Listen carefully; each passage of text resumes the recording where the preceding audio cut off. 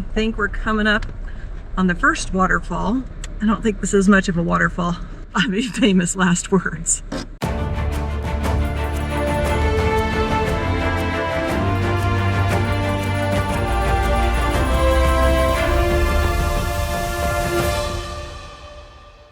Good morning, everybody, from Death Valley National Park. I've already gotten up and soaked in the hot springs and took a shower. And if you're new to the channel, I'm Katie. That's Tuck. This is my Jeep. And we're on a pretty massive road trip, and I'm bringing you guys along with me.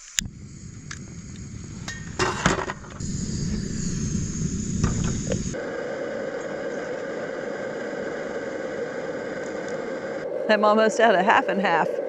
That's going to be a problem. We are nowhere near civilization.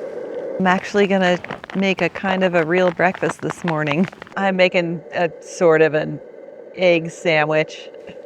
I actually have some eggs, which I don't usually have, and I'm just throwing some other stuff in there and making a sandwich. I also am taking this opportunity to make actual scrambled eggs, because I wouldn't do that normally because it takes another dish to scramble your eggs.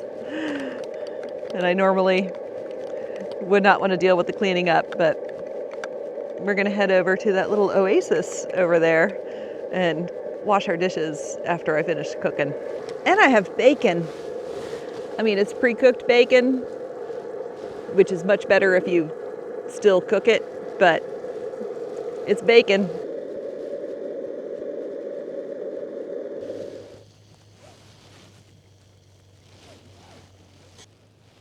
Yeah, I probably should have incorporated my mushrooms and onions into the egg so they wouldn't fall off, but it's fine.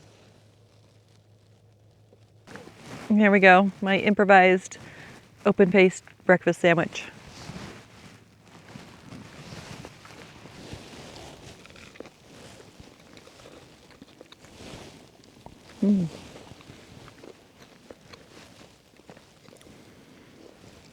It's pretty decent. This is gonna hit the spot. I haven't shown you guys for a while where we are on the map, so let me show you. Wind.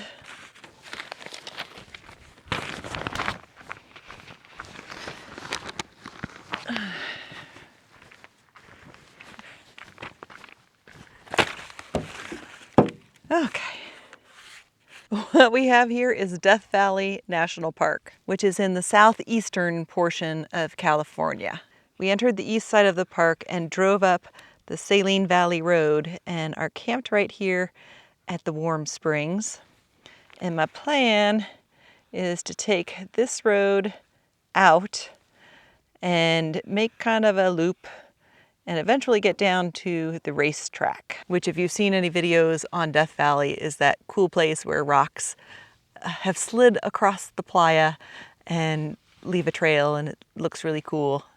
It's probably gonna have water in it right now, but eventually that's where we're going. We're not getting that far today though.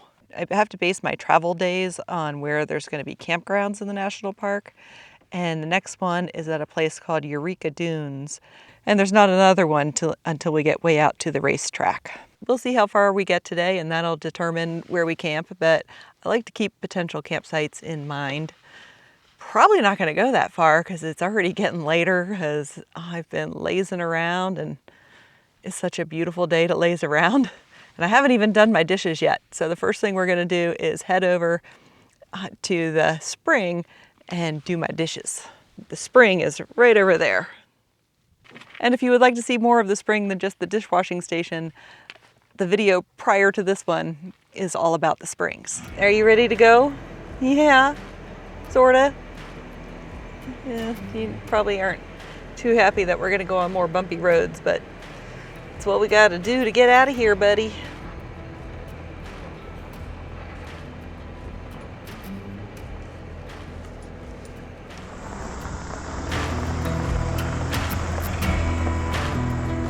Honestly, it doesn't look like too many people are around this morning, which is unusual.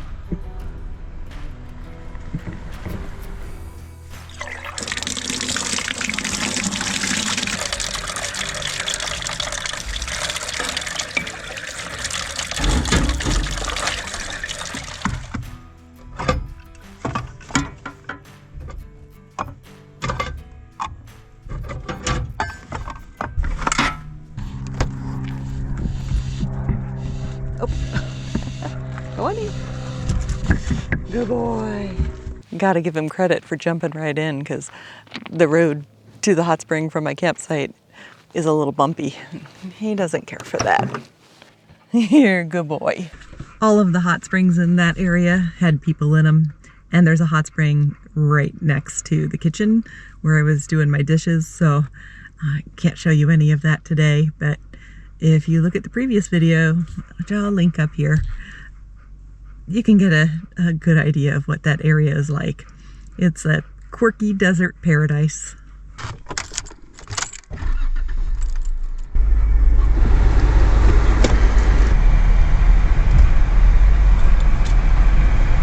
And now we're headed down the road, a road with no name that I can find, but it goes over a pass called Steele Pass. The valley we're in is completely ringed with mountains, and the only ways out of it are over passes.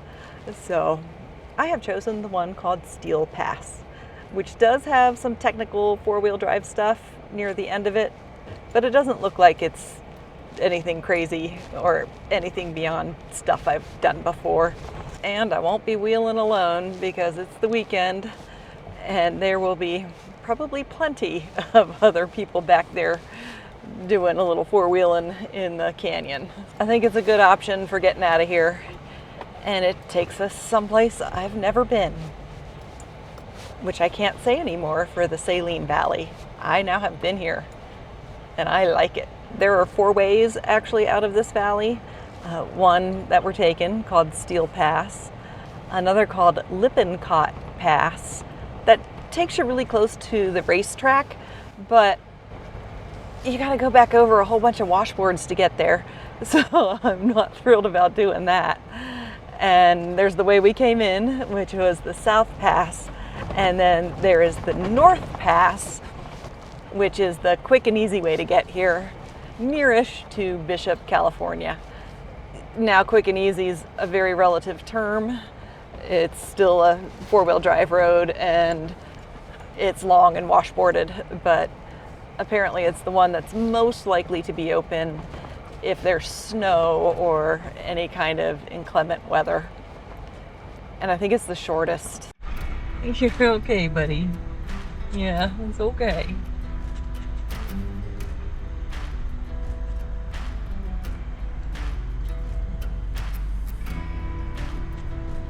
I expect this road to be a little bumpy too, but not as bad as the road we came in on.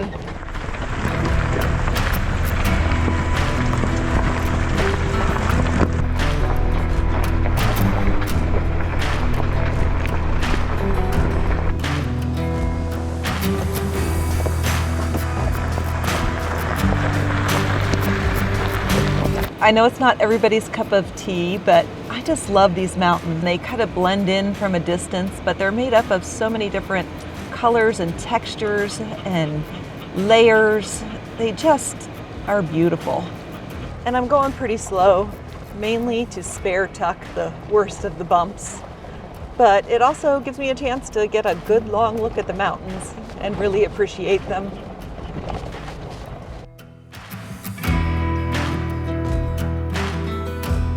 We're driving through a pretty extensive lava flow. I mean, I just imagine these places when the lava was hot and what it must have been like. I mean, there were no humans around to witness this, but what a fiery hellscape this would have been when all this lava was being laid down. We have been driving across the valley floor for a while, but I think we're finally starting to get close to the pass.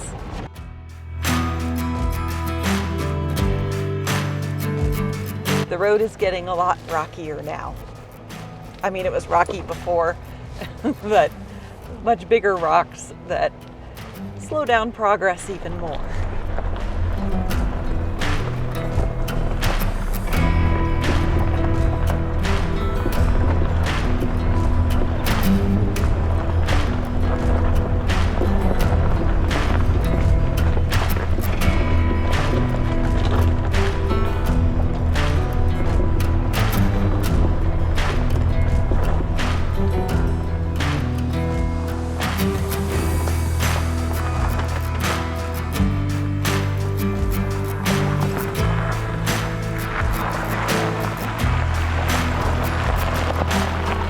Always gotta remember to stop and look behind you, because the view of the valley as we're climbing up this pass is beautiful.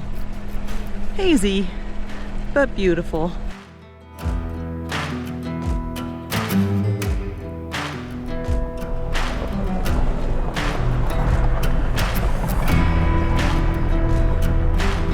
I would have to say that I really wouldn't want to drive this road if I had a longer wheelbase vehicle. And I know longer wheelbase vehicles drive this road, but it would be really uncomfortable.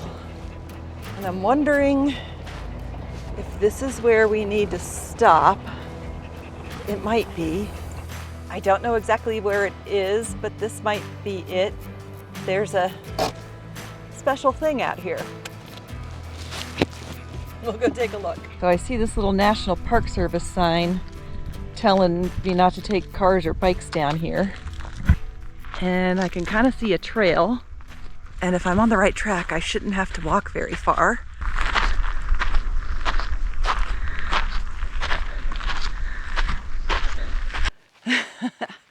And there it is, the Marble Bath. Oh, it's got a lot of water in it.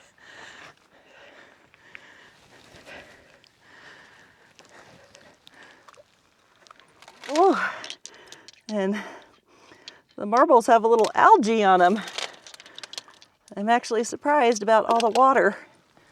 So this is just a bathtub in the middle of the desert filled with marbles.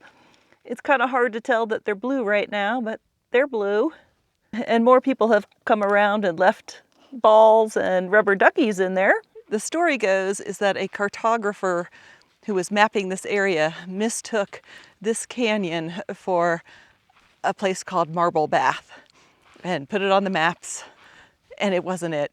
But somebody decided to come put a marble-filled bath up here. I think that's a great story. That's just awesome. And desert people are awesome, coming up with excellent art such as that.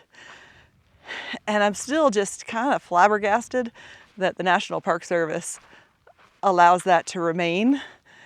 And they allow a ton of art type things like that to remain in Death Valley. It's cool. Good on you, Park Service. And I'm a little flabbergasted that someone at some point had the chutzpah to bring a very heavy cast iron bathtub out here and dig a hole in the ground and bring all those marbles. That's just awesome.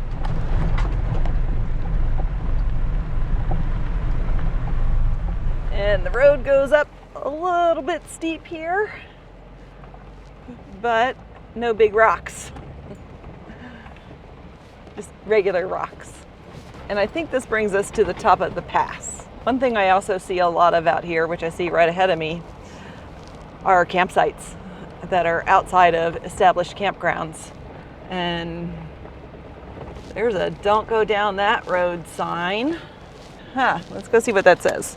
Wilderness restoration, foot and horse trail only. We need to find our road. I gotta get the map. All right, I looked at a map and we are on the right track. That road over there is an old closed road. And this is just a little camp spot and a lookout over the valley behind us. That is quite extraordinary. That's the road we came up. That's the campsite behind me. And this in front of us is the road we need to be on.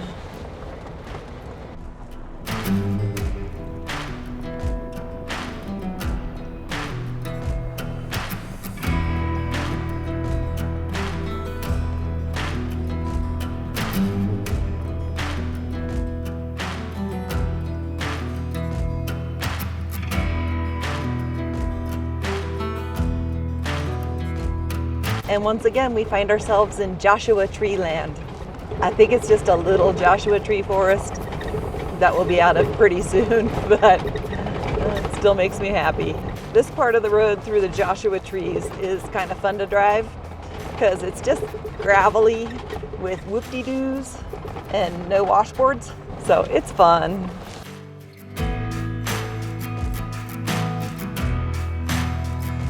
This mountain dead ahead is just striking. Just all the different colors of striping and all the stripes. And then just splashed with red over on the right side. Oh, it's beautiful. I'm gonna have to look up afterwards and find out what mountain that is because it is beautiful.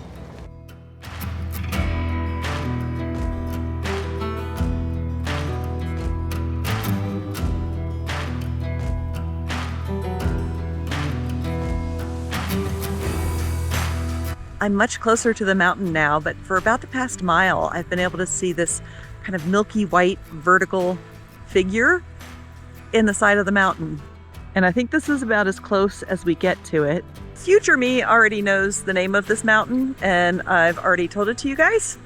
But current me has no idea what the name of this mountain is. And I am calling that white figure in the mountain the ghost of Zebra Mountain, because I'm making up that this is called Zebra Mountain. It sounds plausible.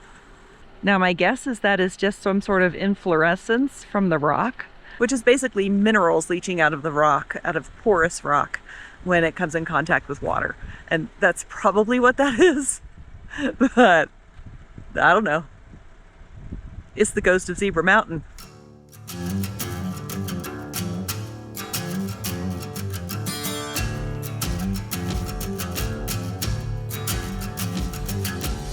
Oh, I've just turned the corner and look at that view out there. Those sand dunes are the Eureka Sand Dunes, and that is the next valley over. It's still gonna be a minute before we get to that valley. We're entering the final canyon to get out of here, and this canyon has 3 obstacles in it. They are called waterfalls, and they're not water. They are just where the rock drops down suddenly. They don't look super challenging, but I mean, you never know.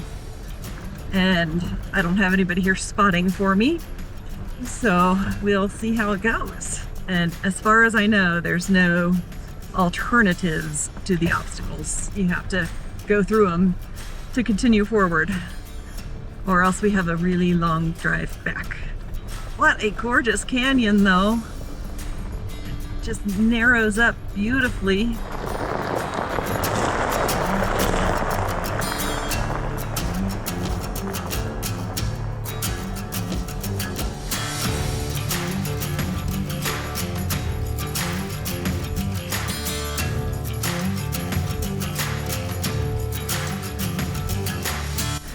What a good boy, waiting patiently for Mama. Or maybe a little impatiently for Mama. Good boy.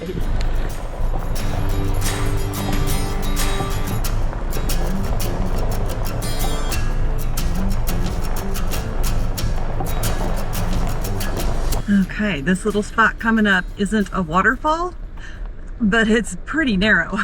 The Jeep will fit just fine through it, but gotta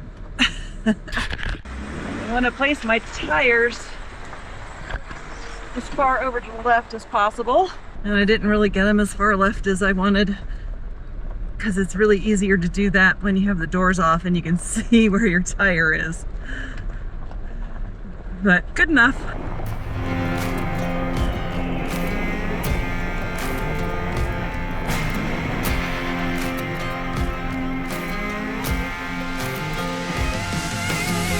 I think we're coming up on the first waterfall. Is this considered the first waterfall? I don't know. Oh, it must be. I don't think this is much of a waterfall. I mean, famous last words.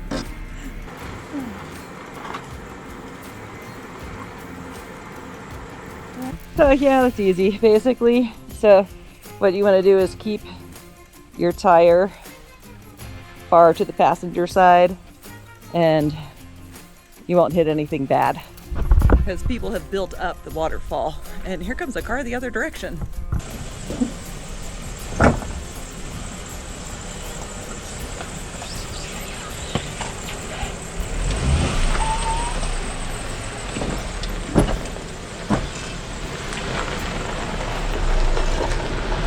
This is the second waterfall.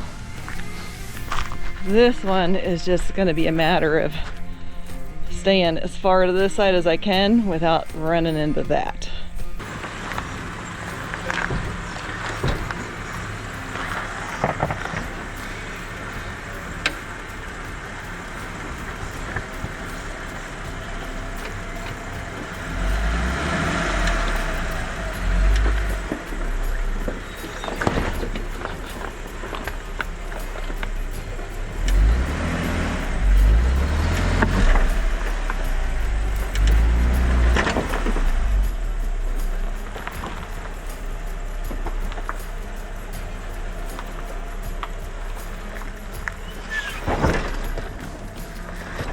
And look at this beautiful conglomerate rock.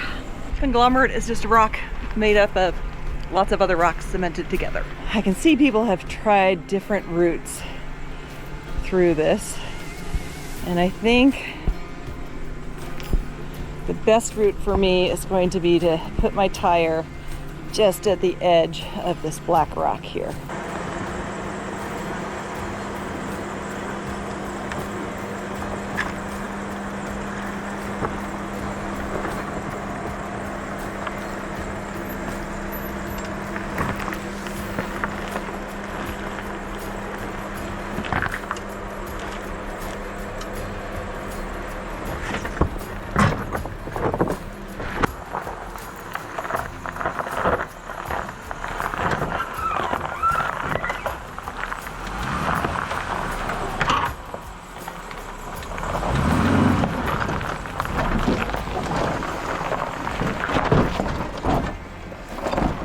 I went a little too far to the right and my rock bar did its job. Oops. That would have been very nice to have a spotter. But the dude who was coming up actually turned around and didn't come up. So he could have been a nice spotter. Oh, those dunes are incredible. What a beautiful sight. These are called the Eureka Sand Dunes, and at 700 foot tall, they are the tallest sand dunes in North America.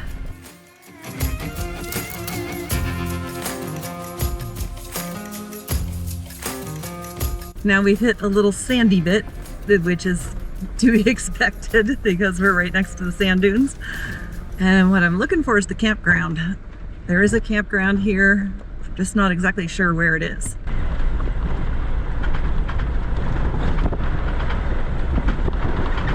It would seem that campground is a generous term, and that it's just kind of scattered campsites, but they're marked. I mean, they have little rocks leading to them and look like legitimate campsites, so there you go. As far as campsites go, I think this will do. And it looks like way off in the distance is actually a more formal campground with some pit toilets and people. But this appears to be perfectly legal. I mean, they have a road going into here that is lined with rocks to show you it's a road, and there's a fire pit, and I'm assuming if they didn't want you to camp here, they would remove all that stuff and put signs like, don't camp here. So that's it. This is where we're camping. And a little special somebody has already put himself to bed.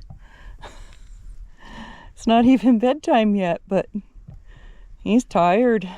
He did get a pretty good walk this morning off camera, and just driving on those bumpy roads for a long time really tires him out because he can't nap, and he's got to kind of keep his balance, and it makes him tired. Yeah, it makes you tired. You're gonna sleep good tonight, huh?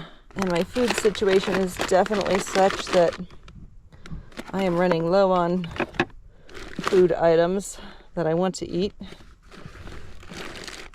including bread, or else I mean, I guess I have this kind of bread, but that's not going to make a good peanut butter and jelly sandwich.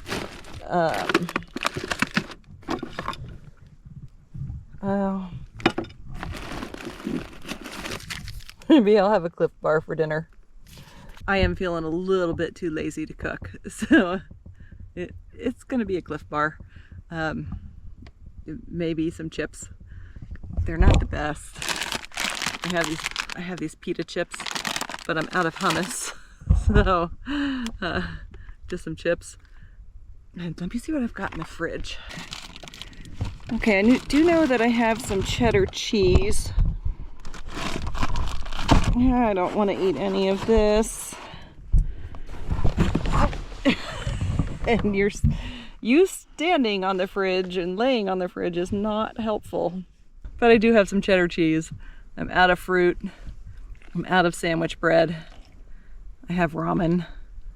And I have some like backpacking meals, but I don't want to have to resort to that. So I think Cliff Bar is what we're eating, and maybe some cheese later. Super healthy dinner on the road. The sun is getting lower in the sky pretty quickly, and while it's not dark yet, it's gonna be pretty soon. And I think that's it for this video, guys. And I want to thank you all for coming along with me. It's amazing that you're coming along with me. And if you've made it this far in the video and you're not a subscriber yet, maybe you should subscribe. I'll see you down the road.